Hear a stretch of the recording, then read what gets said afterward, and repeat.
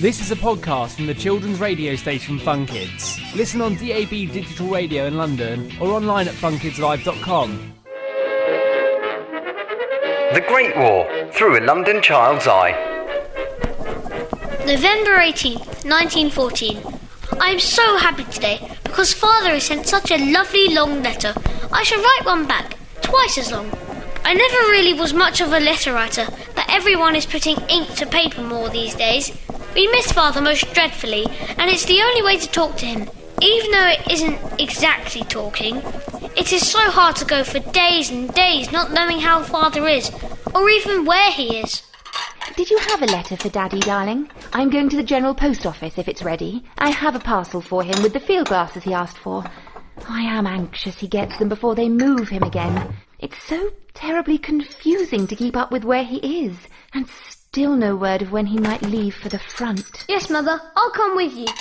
Surely you must know where he is going. Mrs. Parry, why can't Father tell us? His letters seem to have all sorts of detail about the small stuff, like what he had for tea, but nothing of the war. Do you want the Kaiser to find out about all that, Edward? Our lads must be careful what they say. They're not to discuss anything about the war, even to their own families. It's the law now, you know, and you never know who's listening. Here, I heard a terrible story about Russian spies right here in Hampstead, would you believe? Gosh, spies? You should not pay attention to rumours, Mrs. Parry. Goodness knows there are enough of them. Yes, Mrs. Hampton. I heard a terrific rumour. Sydney told me that the Germans are putting arsenic in our toothpaste to poison us off in our own homes. Imagine that. That's right, Edward. He told me that too. And it's certain to be true, because he heard it from one of the other telegram boys who overheard it from the cleaner at the War Office who charged for a woman who's married to someone very high up at Whitehall. Oh, please! No tittle-tattle, Mrs. Parry. You know that this is what the Boche want. Us chasing our tails and thinking that they are ahead of us. If you don't mind me asking, Mrs. Parry, how is Sydney doing at the General Post Office? I can't believe he is now a fully-fledged telegram boy. I hardly see him these days. Oh, he's happy as Larry now he's out of school for good and earning his keep. As I am, truth be told. As you know, he was so disappointed to be too young to join up. Yes, such a disappointment for him. I forbade him from even trying, you know. Many of the young ones do behind their parents' backs, but my Sydney is a good boy. And of course, telegrams are more important than ever. There isn't another way to get messages back quickly from the front. Well, other than the telephone. Here, did I hear you say that your grandmother has one of them in her very own house? Yes, Grandmother has a telephone. You pick up the mouth part and hold it to speak, and place the earset to your ear. You can hear what the other person is saying and talk back. He's certainly quite the contraption. I don't think she uses it much. The friends she has who are rich enough to own one are all really quite elderly and deaf as a post. I doubt they could even hear it ring.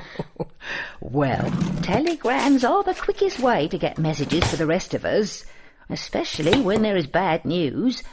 And Sydney is doing his part. I am so very proud of him, Edward. Anyway, you should be off if you're going to get that parcel to your father.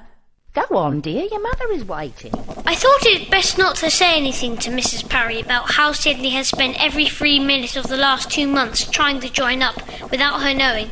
Fusiliers, London Rifles, not to mention the Queen's Lancers, even the Veterinary Corps, you name it. He has tried to fool them into thinking he was old enough to enlist. In fact, if he isn't still trying, I will eat my hat. See, I miss him too. Everything's changed. I don't like it one bit. Extra. British repulsive force attacking France. Brilliant charge of 2 battalions. Trenches retaken. See, Edward, if you want to know what is going on, you should read it in black and white, the newspapers. Although mind, they will not be telling us the whole story.